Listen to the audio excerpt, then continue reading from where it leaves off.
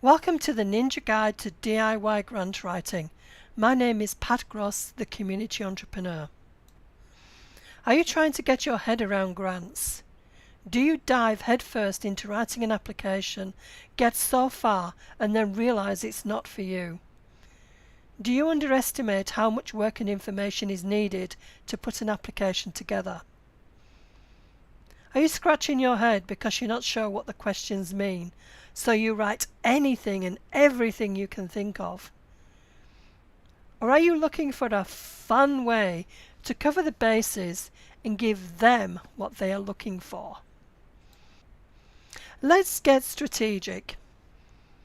You could write each application as they come along, build on experience through blood, sweat and tears. Or you could develop a system for writing grant applications. Or you could have a bit of serious fun in making sure you've got the ammo to get that grant. This is for you if you are looking for a grant and need a plan of attack. So today I'm going to be your ninja guide. But before we get into this, let me tell you a little bit about what I've done. I've set up training programs on funding for years before finding myself setting up a £10 million whole grants system. This was 20 years ago. So £10 million 20 years ago, imagine what that currency would be today. That was scary. We had 6 weeks to do that. I got the program running, it was operational, no issues, and then I escaped to Australia. And lo and behold, I found myself working for a funding body. 10 years later, I escaped the funding body, and since then I've been working with organisations to get grants. And now I also have training programs and a mentoring program. And we're also launching a grant writing help desk. Okay, so here's the secret ingredient. It's all about mindset. Yes, you heard me right. I said mindset, and we'll go into that as we go through this program. But let me continue with what brought me to this workshop. Now, I've seen good applications not even get considered because they were badly written or incomplete, or they were contradictory, where the criteria questions were telling one story and the budget was proving them to be a lie. The projects themselves were ineligible, the organisations were ineligible, and that's one thing I say to my clients. When you find a grant, go straight to the guidelines, go straight to the eligible organisations and find out if you are eligible to apply in the first place.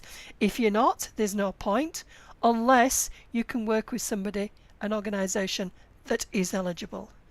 And so I can go on and on and on about the kind of mistakes that I was finding that people were making.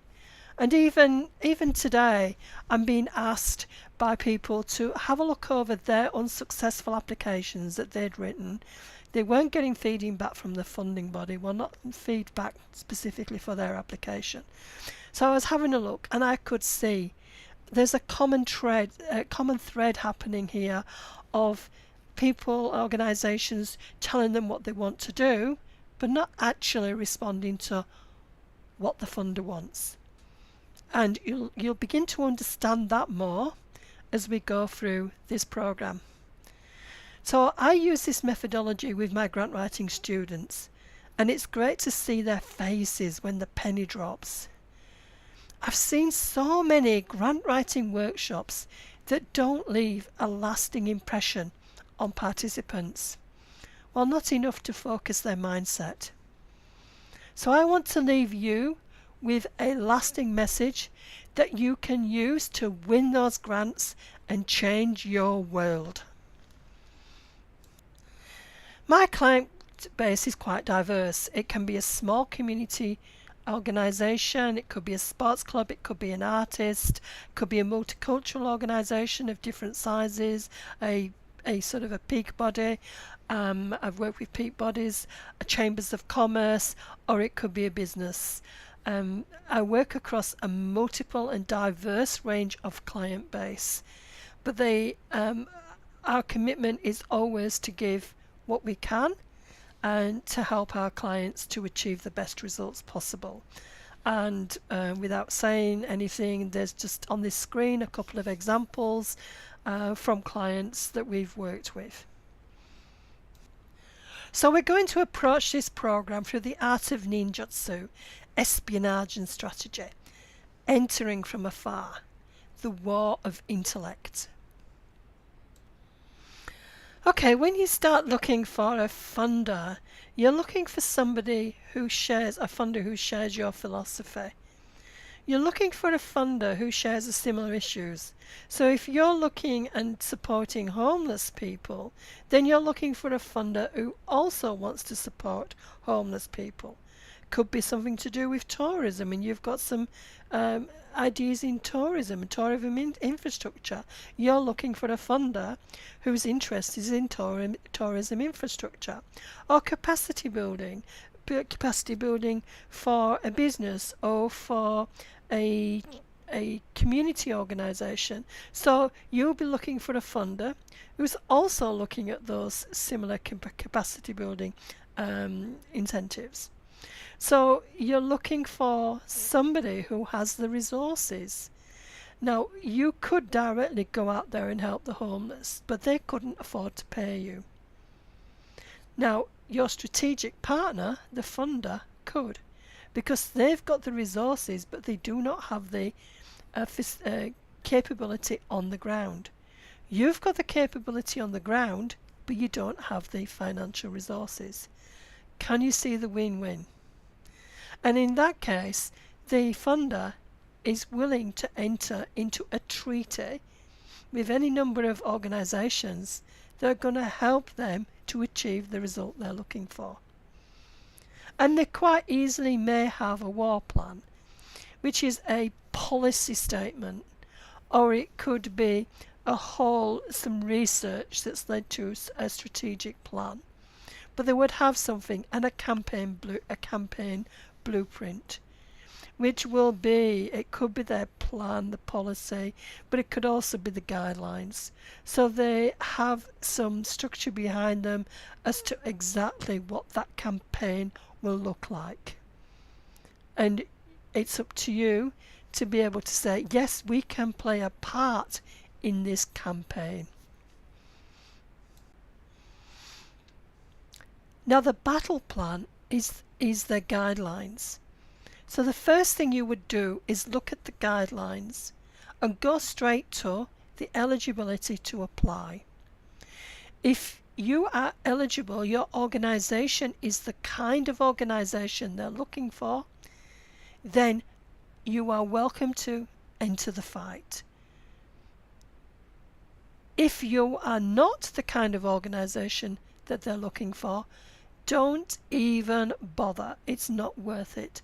Unless you can align yourself strategically with another organisation that is eligible to apply, and you can value add. So you can go and apply for the funding through the partner organisation, and you are going to the funder with two bows to the arrow, so to speak.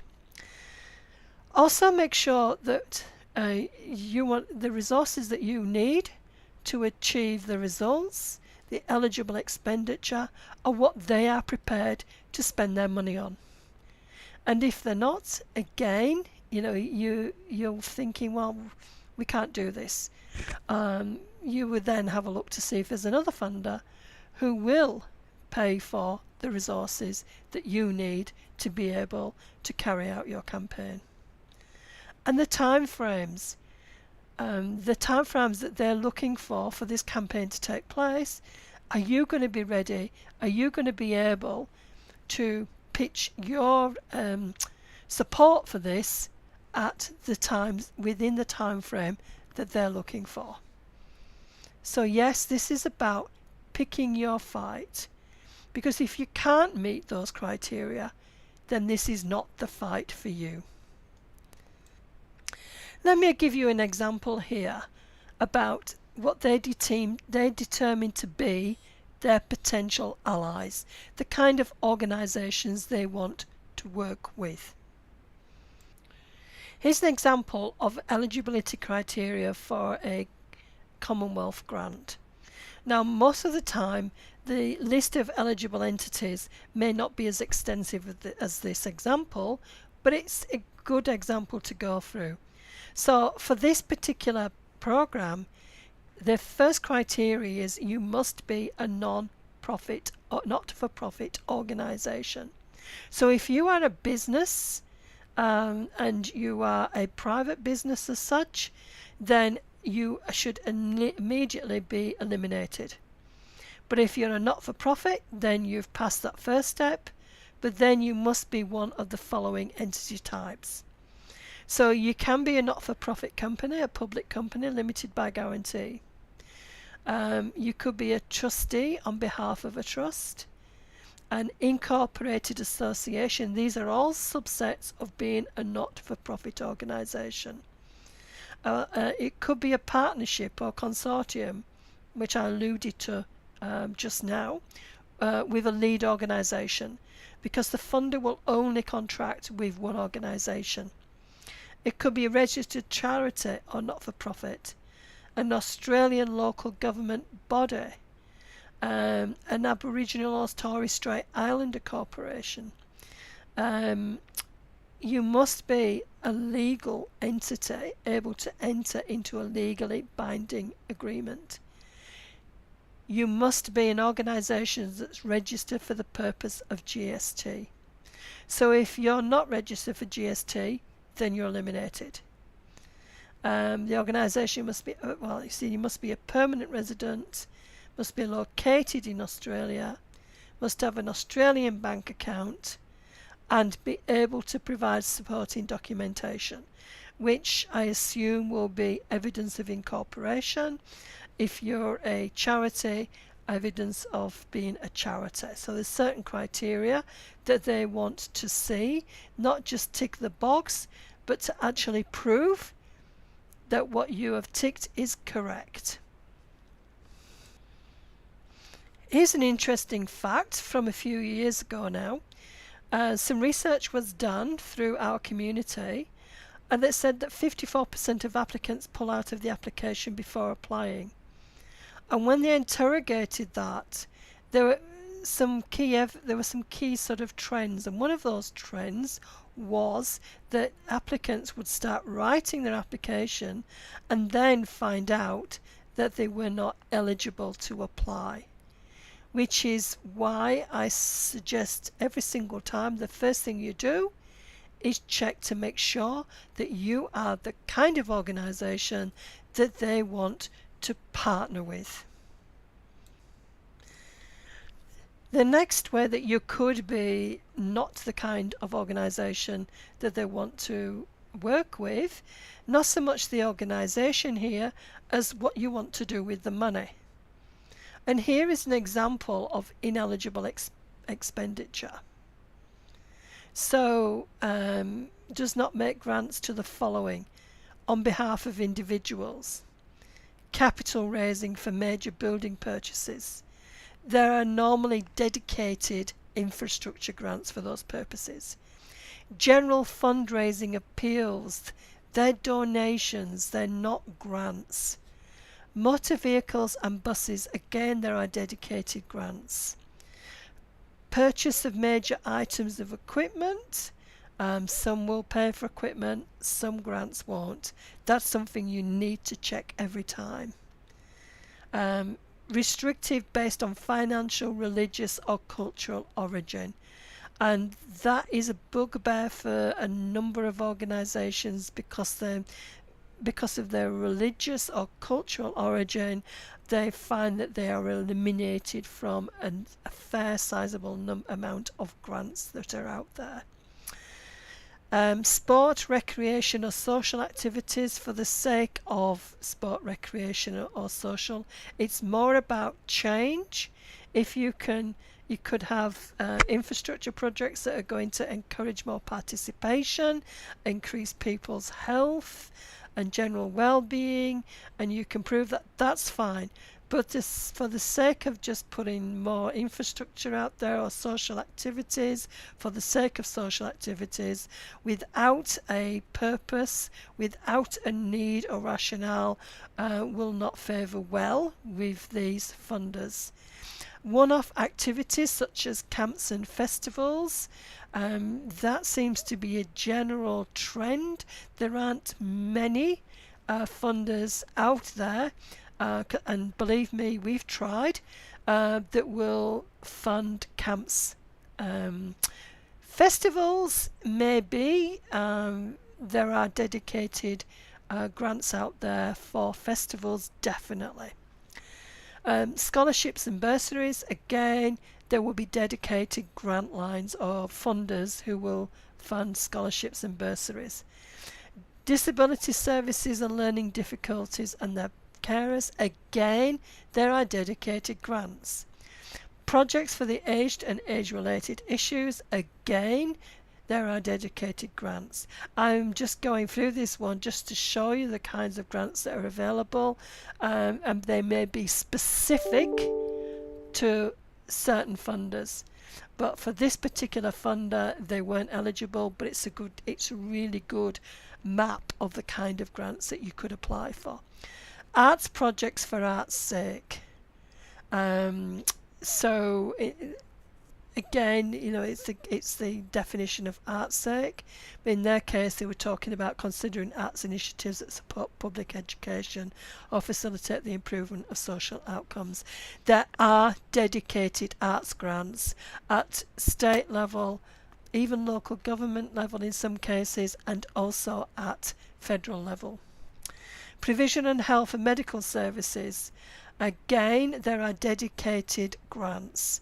Research grants, protection and welfare of domestic animals. There are grants for the protection and welfare of domestic animals.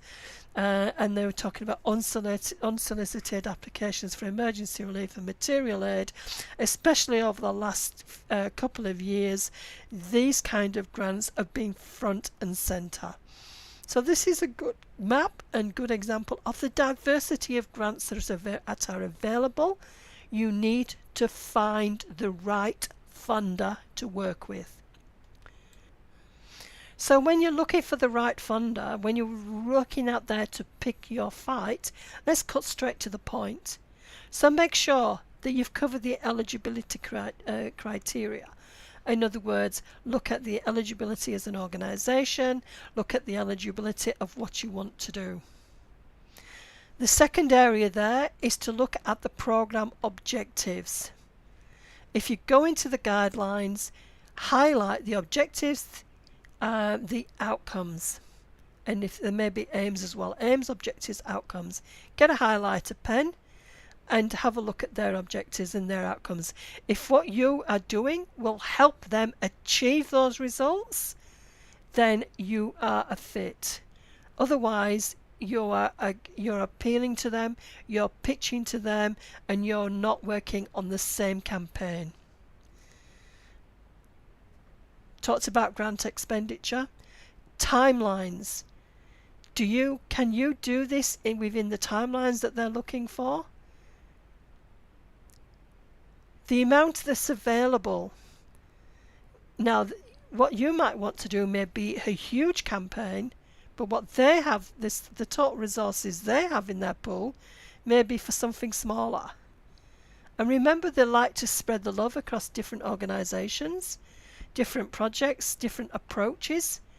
So if the pool that's available, if you can find out what the total pool of funding is, have a look at that and think, well, if this inviting people to apply for up to $50,000, yet the total pool is only $750, $50,000, you can see, if you just need to do your maths, 50,000 into 750, if everybody applied for $50,000, isn't a lot of funding. So it gives you a couple of clues there. It might be, they might say up to $50,000, but maybe they're only going to be funding $20,000 because they want to see different approaches. Or they may be just saying, we only want a few successful partners here. So it's worthwhile just having a look at the amount available and figuring out financially, is this worth us applying? What are they trying to tell us? And then have a look at your previous attempts, your previous campaigns, and how successful they've been. And if they are similar to what this funder is looking for, then there's every chance that you will be considered. Also, when we look at previous attempts, we look at previous rounds of funding and have a look what's been funded in previous rounds if this is not the first time. And have a look who was funded and for how much. And again, that's going to give you a clue around the amount available and amount that they are prepared to offer you to be able to do what you need to do to help them to achieve the results they're looking for. If you can, get inside their head, find out what their war plan is. Now, if the campaign document is the guidelines, then the war plan, if it's available, is a policy or a strategic plan.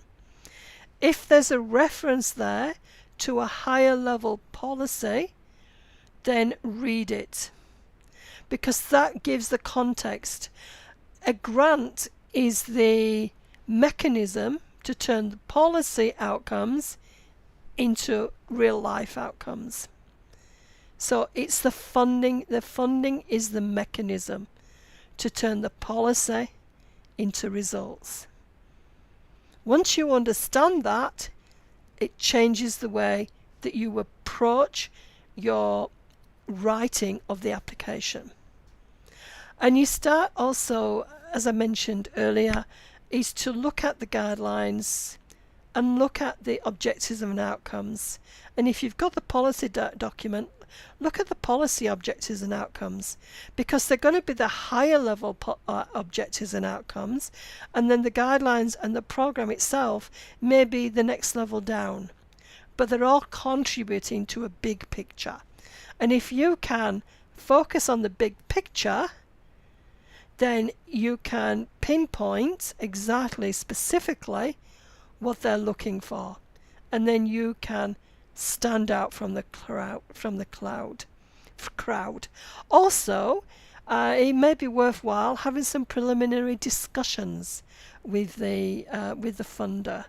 There may be some consultation processes, if there are consultation processes involved in how to translate the policy into practice, which there usually is.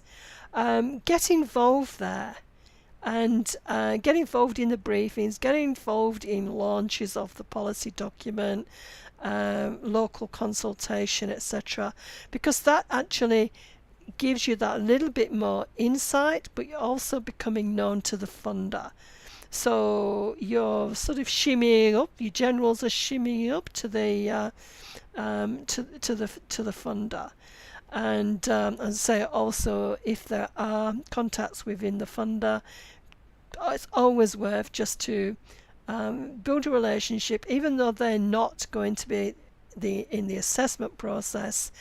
It's always good to be able to find out as much as you possibly can about how they think.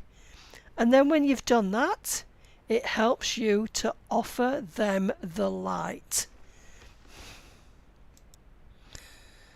Here is an example. It's now out of date, is this, but it's a program a few years ago.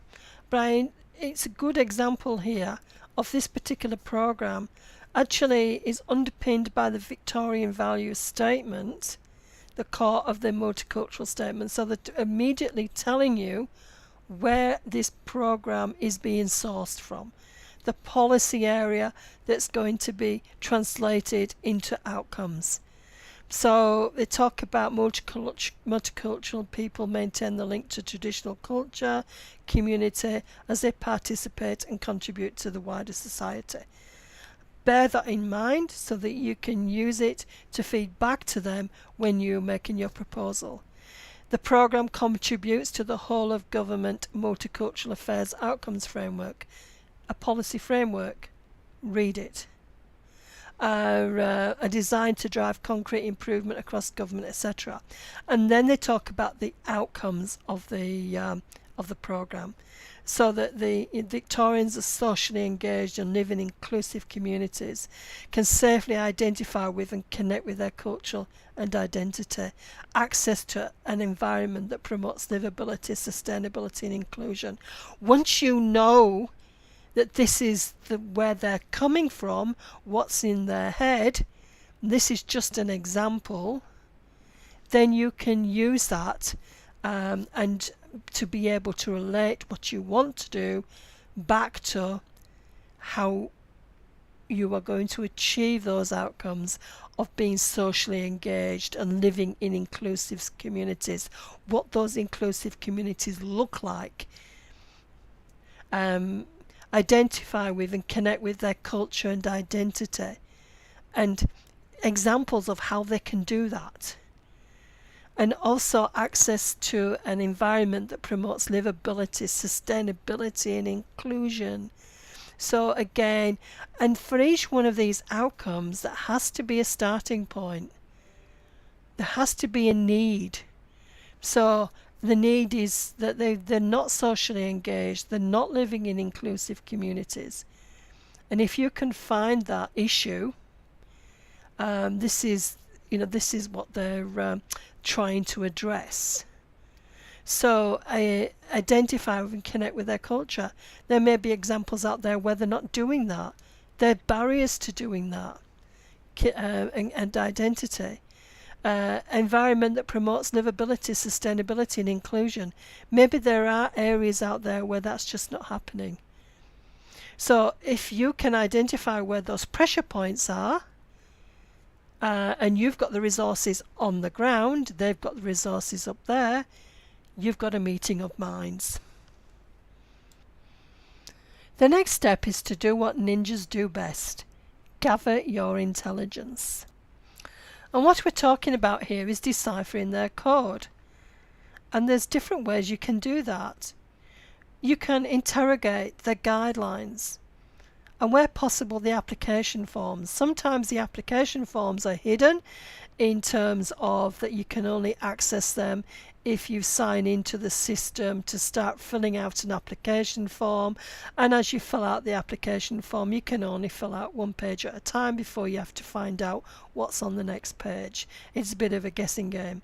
But the good ones will actually have a sample of the application form on their website. So if you can find the guidelines, the application form, the frequently asked questions, and what happens here, the principle behind frequently asked questions is this: it's all in the interest of probity and fair play. So there'll be somebody, a desk officer, who will be fielding the questions, and there may be some kind of questions that nobody thought of, and they'll get an answer. Somebody who asked that question will get an answer. But it's unfair if they get the answer and somebody else might have the same issue, but not have the opportunity. So what the funder will do is put together a document with all those questions and answers. And during the time frame of the application process, they will update that document. So they'll start off with a few questions at the beginning of the process, and by the time you get to the end of the process, there may be pages and pages and pages. So it's important for you to keep analysing those frequently asked questions to see what the latest ones come up, because there might be questions that people have asked that you've never thought of, but those questions may actually have an impact on your application. So it's a really good idea to keep watching out for and reading the frequently asked questions. Then, of course, is the previously funded projects. If it's a round that's actually the latest in a series of rounds, then there's every chance that you can see a list of the projects that were funded previously and some examples on how much they were funded for, which gives you some intelligence as to the kind of projects that they're funding and the levels that they're funding those projects at. Now be careful, because rounds change, the criteria for the rounds may change, so you just need to be just a little bit careful and make sure that you are comparing apples and apples and not apples and oranges. It's important to attend webinars and briefings. In the past, those briefings were face-to-face, and if you were somebody like me who lived in a regional area, to go to a capital city would be a 3-hour drive for a 1-hour meeting and then a 3-hour drive back. So that would be the whole day. Today, thank you, because of technology, we've got access to webinars, so we can just have a cup of coffee, 10 minutes later watch a webinar for an hour, and then carry on our way without having to spend 6 hours in the car. So that's great. So if you can attend, if there are face-to-face briefings, by all means attend if you're local. But today there's no excuse because we've got webinars, and we've still got no excuse because those webinars are recorded, and therefore if you miss those sessions, it's always good to get a live session, but if you miss those sessions, then you can listen to a recording. And I can tell you that those briefings are standard. There is a standard text. The person who's reading from those briefings is really not allowed to deviate from those texts. I know because I've done it. So, but the beauty of it is when people ask questions, then they will be able to disclose some information. Sometimes if it's new information, then they will just take that information on notice and then put it into the frequently asked questions. One of the key tasks of a really good ninja is to survey the landscape. So what does this mean in terms of funding? Well, what you're doing here is you're scaling the landscape, looking for evidence of the need. And this can be through examples such as detailed demographic data about the target beneficiaries, more information about them, numbers of them, subsets of the bigger community. Where you include information that includes numbers and data, you're giving a specific message about the need in that area. Evidence that demonstrates the extent of the issue, including feedback from strategic on-the-ground champions. This is the, it could be, if it were talking about businesses here, it could be people like the Chambers of Commerce, tourism boards, if it was about tourism. There'll be some strategic players on the ground. For community groups, community projects, it could be those community groups on the ground, and individuals who have got some really good stories to tell that can actually help to paint an accurate picture of what's going on in those areas. What's already available and where the gaps are. Of course, when you're surveying the landscape, you need to know if that need is already being met, and if it's not, where's the opportunities for you? And how it fits, how all this fits with the war plan, the policy statement and the campaign blueprint, the guidelines, looking at the aims, objectives and outcomes, and how all this evidence is actually proving that there's a need. What you're going to have to do is to prepare your battle plan and gather your generals and troops. Now, what does this mean? It means that you are going to have to submit your project plan. Exactly what you're going to do, when you're going to do it, who are the resources involved here, what are the resources, how much money is going to be needed to come from their central coffers, or other resources, or other funding that you've managed to acquire that's going to help with this campaign. You're going to be talking about your management capability, your ability right at the top of your infrastructure to be able to manage this campaign, how you can have the right expertise that will be able to look after the finances, your experience in similar situations, and your ability to achieve the results from the top of the organization down. And you'll be looking at influence and prior experience. Influence is how you've already got an influence in that community, previous work or in that area, not just community, but it might be in a business area or a business service. The influence you already have there, the rungs on the ladder, so to speak, and your prior experience working with these communities, with these beneficiaries, your prior experience, for instance, if it's about capital infrastructure, your experience in these kinds of activities. So if you're going to be setting up a project, for example, as part of your battle plan, of course you are, then this is an example. This is a community project, but you could put any kind of activity here. And there's a need out there to set up a community garden.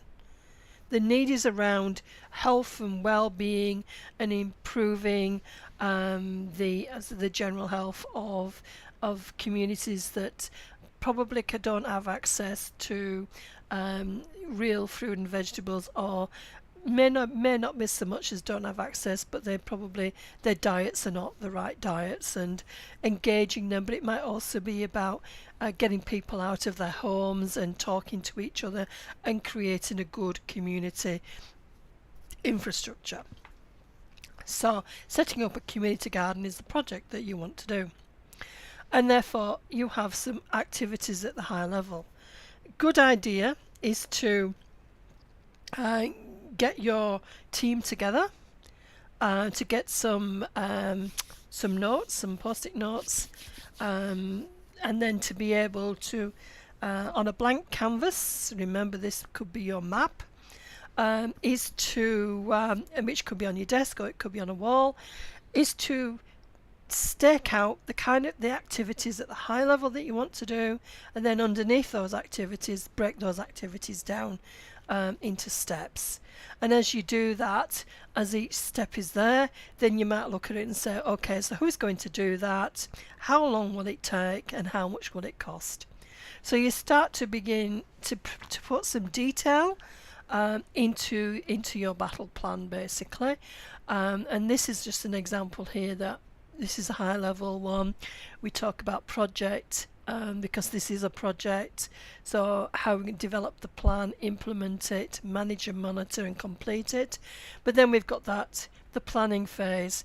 So how we're going to get this started. So we're going to have a core group.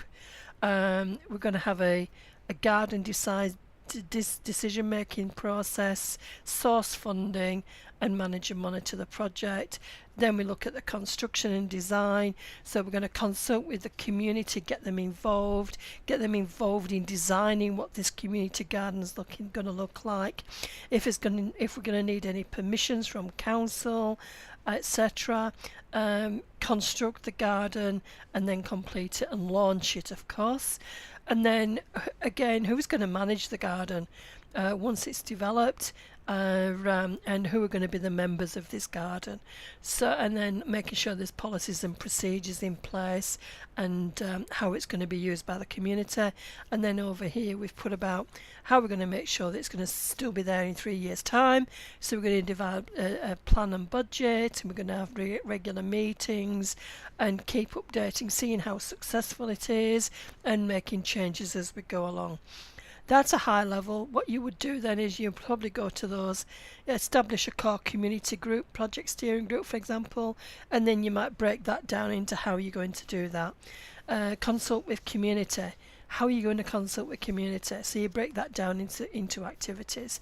So that's just to give you a bit of an overview of how you might just sit down and work out exactly what you're going to need, what you're going to need to do, and then allocate your resources, your people, your time, and your dollars.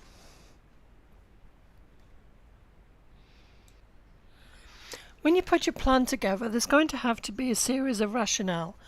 And when it comes to evidence gathering for your plan, these are the kind of information that you need to be considering. For instance, who will benefit, and the numbers of, and within the and specific groups within the subsector of the community. So if you're talking about benefit of direct benefit, this might be 20 people trained, or 50 people involved in this social gathering. I'm just putting ideas out here. Though there may be direct beneficiaries, but then there may be indirect beneficiaries as well. Something that the whole community might benefit from. So consider, using the numbers or who's going to benefit. And also be a little bit clear as to the demographic and who they are and what they do. Create your avatar. What the intended improvements are. What's the change? What's the impact of what you're going to do? How is this going to contribute to a reduction of the problem? How is it going to address those outcomes?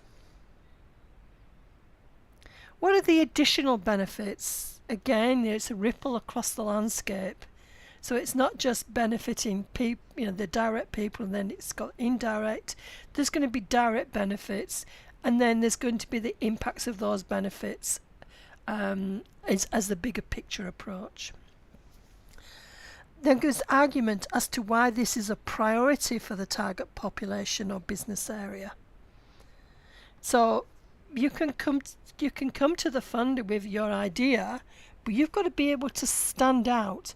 So you've got to be able to argue why your proposal is better than the next one. So why is it a priority? Get to the point. What is it? What is it in your pitch that's going to show them that your project, more than any others, is going to really nail those outcomes that they are looking for? What about your organisation capacity? What about your generals and your troops? Obviously, you're going to need to justify to the funder that you have got the capability to carry out this promise that you're going to give them. So you need to be looking at your governance structure. Who's going to have oversight of the project? What expertise, the skills, your evidence that you can account for this project and this huge responsibility, that you've got some risk management planning in place, that you can comply with the arrangements of the contract. How can you prove this? Also, the management structure, including the key staff and their roles in the project. The project manager, what is their capability? What is their expected experience? Who's going to be reporting to who? It's top down, bottom up, and the project manager in the middle. So how is that going to work? And the experience and role of the operational staff. To be able to show, just like the project manager, the skills and experience expected of other staff. There may be an admin, there may be technical staff. What about external contractors, consultants? Put them in at the front of the application so that they're included. It could well be that afterwards you may not have included them in your proposal, and later you find you might need them, but the funder will turn around and say, no, can't do that. So just make sure that you have got the right mix in your organizational capacity. In your pitch, you're also going to have to prove that you're in a position of influence. You've got the track record. So you can show them how long you've been established in the target area and the kind of projects that you've already implemented. So they know that you've got that know, like and trust happening, that you've got a history there and you've got a positive history, that you understand that community, you understand your marketplace, and also that you're working with partnerships if that's the case, and that the partners are complementing each other, not in competition, and that through that you are creating a strong value proposition, that you're creating engagement by the employment of staff locally, that you have relationships with other stakeholders in the area, not just partners in the project, but you can reach out and there's a mutual arrangement to be able to support each other in order to be able to support the project. And that you've got intended involvement of community stakeholders who could act as partners, or they could act as references to support your project. That you've got the experience of previous services or projects, activities, that is going to create that trust with the funder. That you've managed to deliver positive outcomes in these products or services. That you understand the barriers to engagement with the target community or marketplace. You understand how to overcome those barriers. That you have got the capacity to deliver new services and products. That you're forward thinking. That you can meet reporting requirements. Demonstrate this with a history of having previously funded contracts, that you've been able to meet the milestones and timeframes, and that you've got a communication plan, including in your meetings and your reporting lines, so you can show that your staffing have got a reporting framework, that you can communicate internally and to the community of interest. He who wishes to fight must count the cost. When it comes to cost, people think automatically of the budget, but it's actually one of 4 factors that you must put into your planning framework. First of all is to have a really good idea of the amount of time that it's going to take to deliver your project. With that time comes the resources and the expertise. So make sure you've got the right expertise, because the right expertise means efficient time. If you're working with volunteers, for example, and I've seen that experience, that there's probably not going to be the same level of commitment as a paid employee. And the volunteers might drop off in time, and you might find that therefore you're actually not going to deliver in the time frame the kind of results that you would expect to deliver if there was a more formal staffing structure in place. Volunteers are great, especially if you don't have the resources, but their commitment can be less reliable. So ensure that you have got the time, you've got the resources that are able to meet those timelines. Secondly is the budget. Make sure that your budget is realistic and not on the smell of an oily rag. There are organisations that are tempted to keep the cost as low as possible, thinking that the funder will actually favour them.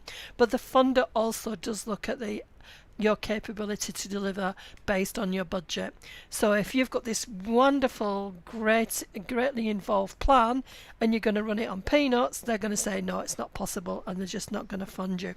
So and the same way is that you may be looking at a very simple project and you're asking for oodles of money, they're going to see that maybe there's a potential there for you to be funding your management rather than your project itself. That's just one example of when you may apply excessively for the funding, and it sort of raises alarm bells there, thinking, who are we really funding here? Are we funding the project, or are we funding the management of the organisation? So that's just a couple of an example there. Make sure that your budget is realistic, that you actually also include your in-kind, your volunteer time, your opportunity costs by using facilities that could have been rented out, hired out at a cost. Put those in, because that gives a notional indicator of how much it would have otherwise cost you to deliver that project.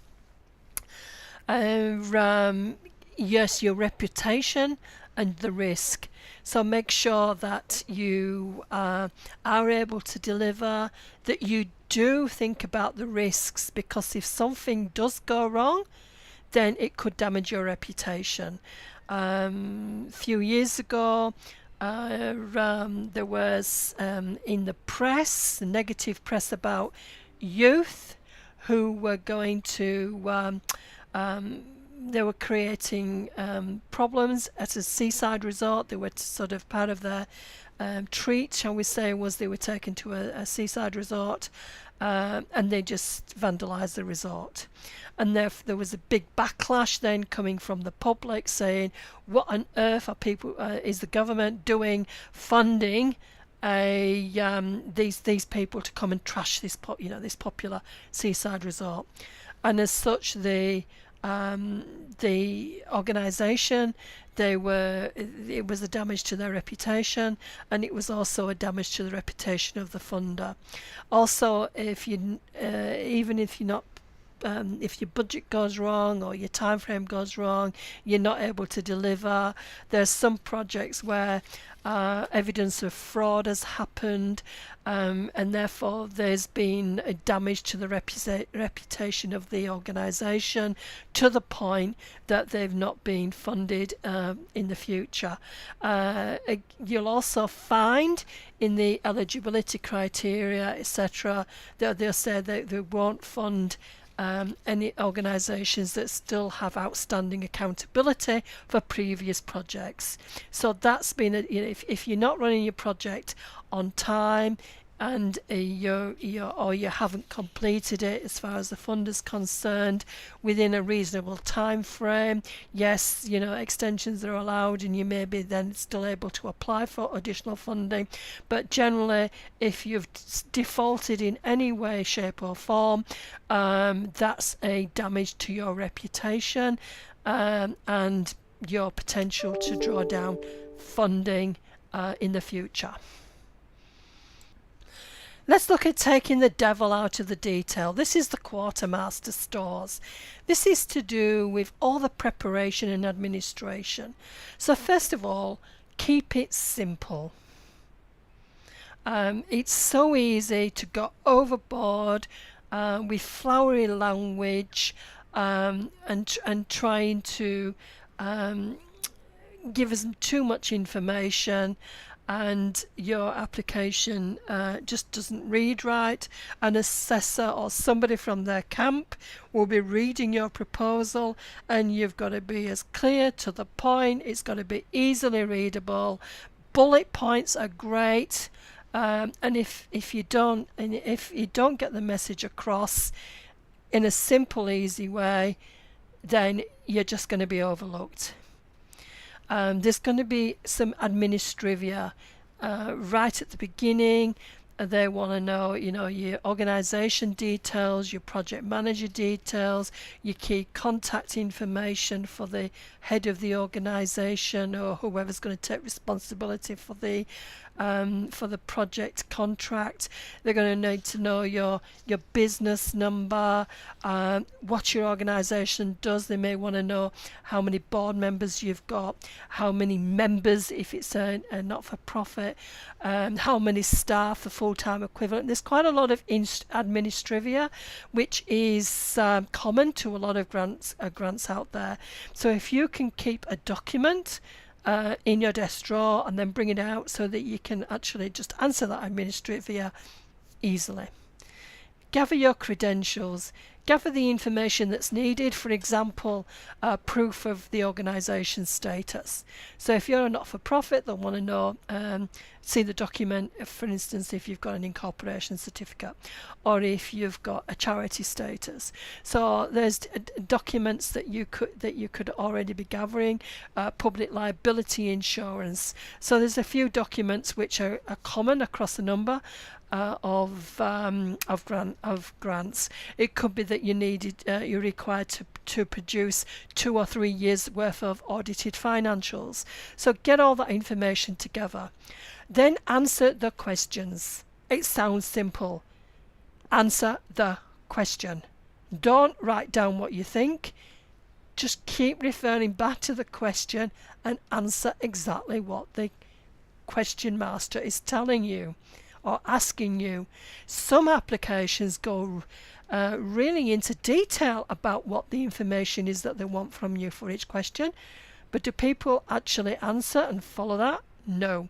They just want to get straight out of their head what they want to do, but they're not really answering the question. All questions are scored, and therefore if you're not answering the question, you're going to score low. The best scores are for questions that are answered exactly the way the funder wants them answered. Letters of commitment, or we call them letters of intent. If you've got partner organisations, they may want to be evidence there of the kind of support that they're going to give. The funder doesn't want to see a partner organisation that's just going to turn up for meetings. They want to see there's a skill level in that partner organisation that you don't have in yours. And they want to see that in the letter that they produce to support your application. That letter may be a letter of commitment or intent, because they may not be able to say right now we're going to do this, because they can't, because their funding's not available until it's assessed and it's approved. But the intent is, if the project is approved, then we will be partners to this project. Letters of support, great source of additional information. Don't just go out there, send somebody a template, or 3 or 4 organisations a template, and get them just to do a few edits on it. That's not going to work. The best letters of support come from the heart, the ones that can come from the evidence of the need. And you can be strategic and look at different parts of the marketplace or the community and get them to put something forward from their perspective. You can also have letters of support that say how great you are, but you really need a really good mix to help to tell the story about not just your capability, but to really nail the evidence of need and how you are the right people to get the results. And make sure that you've got the up-to-date quotes for prices. Make sure the funder may require, they'll say if the cost is over so much, then we want to see a quote. Make sure those quotes are recent enough. And yes, the prices may go up, but at least it's an indicator of in the budget that the budget is realistic.